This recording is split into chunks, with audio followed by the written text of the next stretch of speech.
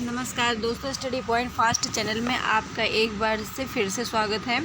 दोस्तों, आज हम बीएड सेकेंड ईयर के पेपर नंबर 5 ए के जेंडर, स्कूल एंड सोसाइटी के कुछ मोस्ट इम्पॉर्टेंट क्वेश्चन लेकर आए हैं, जो बार बार परीक्षाओं में जो कि सब्जेक्टिव होता है या फिर ऑब्जेक्टिव होता है, हर किसी में ये पूछे जाते हैं। तो अगर आपको ये हमारी वीडियो पसंद आए तो इसे लाइक करें, शेयर करें और सब्सक्राइब करें और कमेंट भी करें। चलिए स्टार्ट करते हैं वीडियो। जाति, वर्ग, धर्म, प्रजाति, विकलांगता तथा धर्म के संबंध में निष्पक्षता तथा समानता। तो इसमें हमें ये देखना है कि निष्पक्षता तथा समानता से आपका क्या अभिप्राय है। समानता की विशेषताओं का वर्णन कीजिए। निष्पक्षता मतलब होता है कि निष्पक्षता तथा समानता को प्रायः पर्यायवाची समझा जाता है, लेकिन समानता तथा निष्पक्षता में भी अंतर है।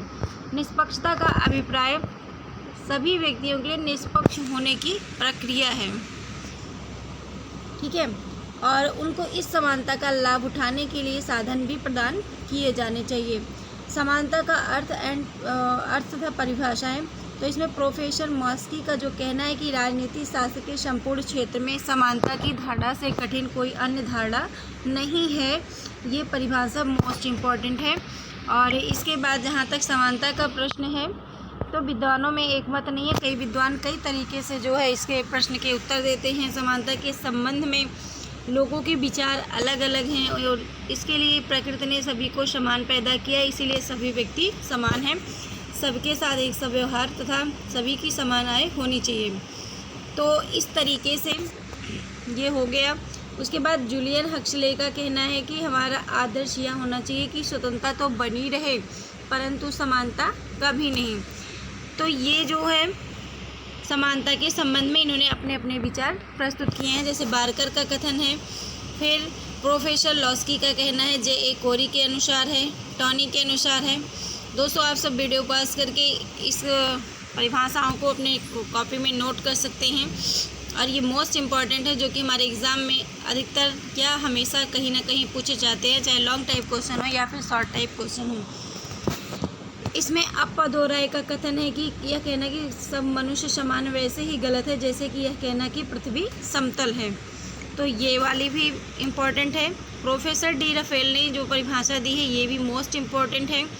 लॉस्की ने भी कहा है कि जब तक सब लोगों को आवास की सुविधाएं ना मिल जाएं तब तक किसी भी व्यक्ति को 20 कमरों वाले आलीशान भवन में रहने का कोई अधिकार नहीं है। इन्होंने भी समानता को ही परिभाषित किया है। नेक्स्ट पे आते हैं, समानता के पक्ष हैं। समानता के पक्ष दो प्रकार से बताए गए हैं। एक तो समानता का नकारात्मक पक्ष है, दूसरा समानता का सकारात्मक पक्ष है। नकारात्मक भी आपको पता है और सकारात्मक मतलब भी पता है, तो इसका हम सकारात्मक पक्ष देखते हैं। समानता का सकारात्मक पक्ष प्रत्येक व्यक्ति को विकास करने के लिए उचित अवसर प्रदान करता है। उचित अवसर का यह अभिप्राय कदापि नहीं है कि सभी को समान अवसर प्राप्त हो। समान अवसर की प्राप्ति संभव नहीं है कि सभी व्यक्तियों की रुचियां, आवश्यकताएं, भावनाएं तथा योग्यताएं एक समान नहीं हैं। प्रत्येक व्यक्ति को अपनी रुचि के अनुसार विकास करने का उचित अवसर प्रदान करना चाहिए। फिर नेक्स्ट है कि रूसो को जो है समानता का समर्थक माना जाता है, परंतु इसके साथ साथ उसे स्वतंत्रता का भी समर्थक माना जाता है। रूसो ने संपत्ति के अधिकार को लेकर समानता तथा स्वतंत्रता के मध्य संतुलन स्थापित करते हुए कहा है कि कोई नागरिक इतना अमीर नहीं होना चाहिए कि वह दूसरों को खरीद सके, या फिर कोई इतना गरीब भी नहीं होना चाहिए कि वो अपने आप को बेचने के लिए बाध्य हो जाए। फिर है समानता की विशेषताएं, यानी कि फीचर्स ऑफ इक्वलिटी। तो समानता की भी कई सारी विशेषताएं होती हैं। जैसे पहला है इसका भेदभाव का अंत। इसमें क्वेश्चन में हेडिंग्स बहुत ही इंपॉर्टेंट होती हैं। अगर हम कुछ टाइप्स या फिर कुछ हेडिंग्स याद रखते हैं तो उसका डिटेल हम अपने आप भी लिख सकते हैं। और दूसरा है विशेषाधिकारों का अंत। तीसरा समान अधिकारों की व्यवस्था है। फिर आगे है मौलिक अधिकारों की आवश्यकताओं की पूर्ति, अवसरों की समानता। इस तरीके से ये दिए गए हैं। उत्पादन तथा वितरण का उचित विवरण। समानता का अर्थ पूर्ण समानता नहीं है। सुरक्षात्मक भेदभाव का प्रावधान, कानून का शासन। और अंत में हम क्वेश्चन का आंसर जब लिखते हैं तो निष्कर्ष ज़रूर डालना चाहिए, क्योंकि निष्कर्ष डालने से हमारा क्वेश्चन कंप्लीट आंसर जो है कंप्लीट हो जाता है। और निष्कर्ष में हम वो सारी चीज़ें लिखते हैं जो हमने पूरे क्वेश्चंस में भी डाल दिया है और उसका थोड़ा शॉर्ट टाइप का लिखते हैं। नेक्स्ट क्वेश्चन है शिक्षा में अवसरों की समानता के क्या कारण है? आप शिक्षा में असमानता को दूर करने के लिए क्या सुझाव देंगे? क्वेश्चन एक ही होता है लेकिन वो कई तरीके से पूछा जा सकता है, जैसे शैक्षिक समानता या शैक्षिक अवसरों की समानता का क्या अर्थ है? इस संदर्भ में भारत में होने वाले शैक्षिक प्रयासों की व्याख्या कीजिए। तो इसका जो राइट आंसर देखिए दोस्तों, इसमें कई प्रकार के क्वेश्चन दिए, एक ही क्वेश्चन है, क्वेश्चन एक ही है लेकिन उनके अलग अलग प्रकार से बनाकर दिए गए ताकि छात्रों को समझने में कोई भी कठिनाई ना हो। तो इसकी भूमिका है, पहले आज प्रजातंत्र का युग है, संसार का प्रत्येक व्यक्ति प्रजातांत्रिक मूल्यों को अपनाने एवं सामाजिक तथा आर्थिक सुधार हेतु शिक्षा के समान अवसर चाहता है। तो इस तरीके से आप देख सकते हैं कि जैसे इसमें इम्पॉर्टेंट है कि संविधान की धारा 45 के अंतर्गत यह शब्दों में स्पष्ट लिखा है कि राज्य 10 वर्षों के अंदर सभी नागरिकों को जो कि 6 से 14 वर्ष की आयु के अंतर्गत आते हैं उन्हें मुफ्त और अनिवार्य शिक्षा प्रदान करने का अवसर देगा। फिर शिक्षा में समानता का अर्थ है, उसके बाद जो है समानता, शिक्षा में समानता की परिभाषा भी कई तरीके से दी गई। जवाहरलाल नेहरू ने भी समानता के बारे में बताया कि हमें ऐसे समाज का निर्माण करना है जिसमें प्रत्येक व्यक्ति को अपने गुण और योग्यता के अनुसार उन्नति करने के अवसर मिले। मैं चाहता हूँ कि शिक्षा का इस उद्देश्य की प्राप्ति के लिए विकास किया जाए। फिर उसके बाद 18वीं सदी के अंत में महत्व इसको दिया जाने लगा। 15 अगस्त 1947 को स्वतंत्रता प्राप्ति के पश्चात स्वतंत्र भारत की सरकार ने देश में लोकतंत्रात्मक समाजवादी समाज की स्थापना करने तथा राष्ट्रीय विकास का निश्चय किया। स्वतंत्र भारत में शिक्षा में समान अवसर का बहुत ही महत्व है। कोठारी आयोग के नाम से प्रसिद्ध शिक्षा आयोग 1964 से 66 ने शिक्षा के प्रसार के निम्न शब्दों में सुझाव दिया था, जैसे इस तरीके से दिखा रहा है। शिक्षा में अवसरों की विषमता के क्या कारण हैं? अभी तक आपने समानता भी देख लिया, अब ये कह रहा है कि शिक्षा में अवसरों की विषमता के क्या क्या कारण हो सकते हैं। जैसे शिक्षा संस्थाओं की कमी, अगर शिक्षा संस्थाओं की कमी होगी यानी कि जब बच्चे शिक्षित ही नहीं हो पाएंगे तो उनमें अवसर क्या है और उसकी समानता क्या है, विषमता क्या है, इन सब के बारे में उन्हें कोई जानकारी नहीं होगी। नेक्स्ट है शिक्षा संस्थाओं के स्तर में अंतर, difference in the standard of educational institution. तो कुछ ऐसी शिक्षण संस्थाएं होती हैं जो आर्थिक दृष्टि से तो ऊंची होती हैं एवं उनमें अध्यापक शिक्षित, योग्य एवं प्रतिभा संपन्न होते हैं। आर्थिक स्थिति अच्छी होने के कारण वे शिक्षा में अधिक रुचि एवं परिश्रम से कार्य करते हैं। फिर नेक्स्ट है पारिवारिक वातावरण में भिन्नता, बच्चों के घरेलू परिवेश में भी अपर्याप्त अंतर होता है। अशिक्षित माता पिता बच्चों की शिक्षा के प्रति सचेत नहीं होते जितने कि शिक्षित माता पिता होते हैं। निर्धनता यानी पॉवर्टी भी हमारे देश की सबसे बड़ी जो है एक दोष है कि जिसमें देश की अधिकतर जनसंख्या अभी भी गरीबी रेखा के नीचे जी रही है। 68 वर्षों की अवधि में भी हम इस गरीबी को मिटाने या कम करने में सफल नहीं हुए हैं। बहुत से बच्चों को तो होश संभालते ही अपनी जीविका अर्जन करने में लग जाना पड़ता है। नेक्स्ट है लैंगिक असमानता। यह प्रायः देखा गया है कि सामाजिक कारणों से बालक को परिवार में जो महत्व एवं वातावरण प्राप्त होता है वह बालिका को प्राप्त नहीं होता है, क्योंकि परिवार लड़के से भविष्य में आर्थिक लाभ होने की उम्मीद रखता है, जबकि उनका सोचना है कि लड़कियां परिवार के ऊपर बोझ बनकर जन्म लेती हैं, जबकि ऐसा नहीं होना चाहिए।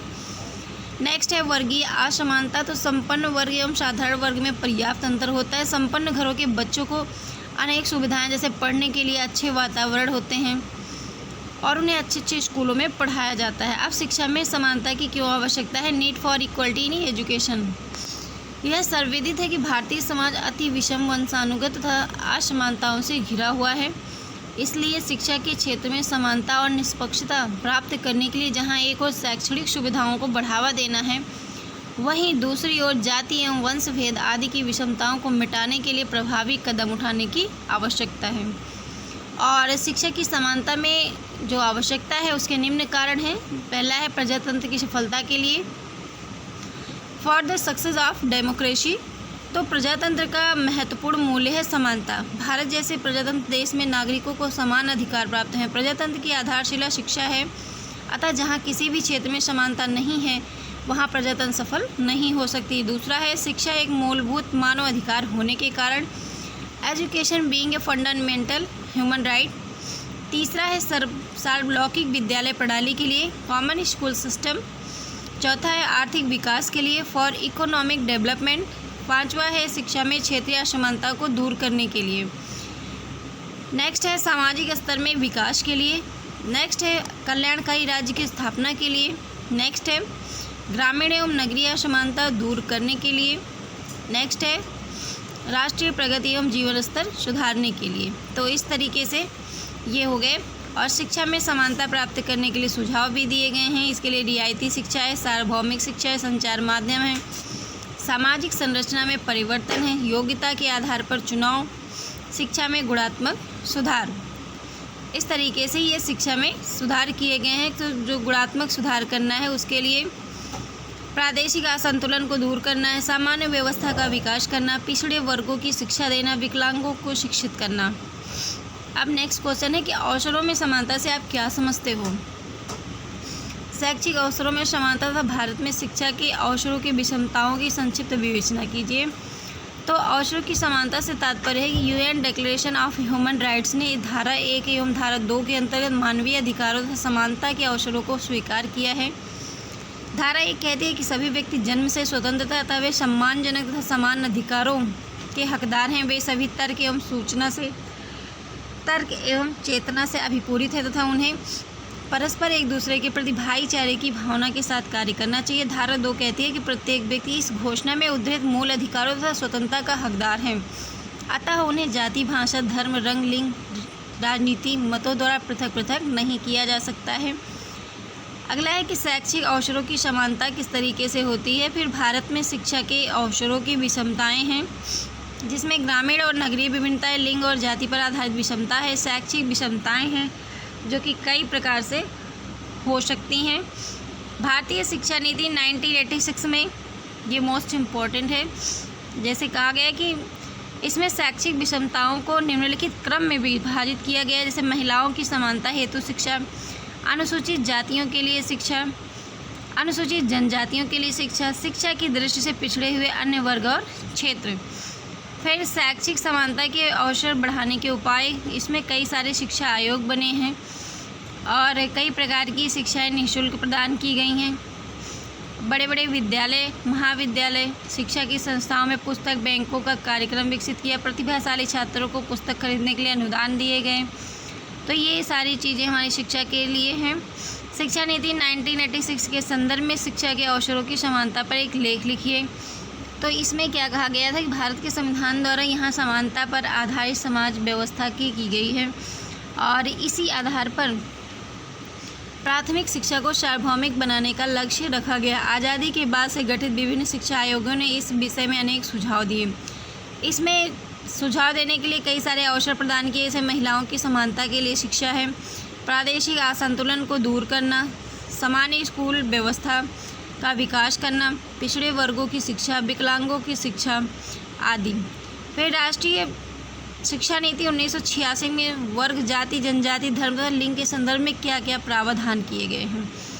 तो सबसे पहले तो नारी शिक्षा की बात की गई है, फिर अनुसूचित जातियों की शिक्षा की बात की गई है और उसके बाद अनुसूचित जनजातियों की शिक्षा है, विकलांगों के लिए शिक्षा की बात की गई, अल्पसंख्यकों के लिए शिक्षा है, शिक्षण दृष्टि से पिछड़े हुए अन्य वर्ग और क्षेत्र की शिक्षा है, उपस्थिति छात्रवृत्तियाँ हैं, मुफ्त वर्दी एवं पुस्तकें, दोपहर का भोजन है जिसमें आधिकारिक शैक्षिक सुविधाएं, महिला शिक्षिकाओं के अभाव को पूर्ण करना, वयस्क महिलाओं हेतु सामाजिक शिक्षा, आवश्यकता अनुकूल पाठ्यक्रम, उचित प्रशासन, उचित सामाजिक अभिवृत्ति है।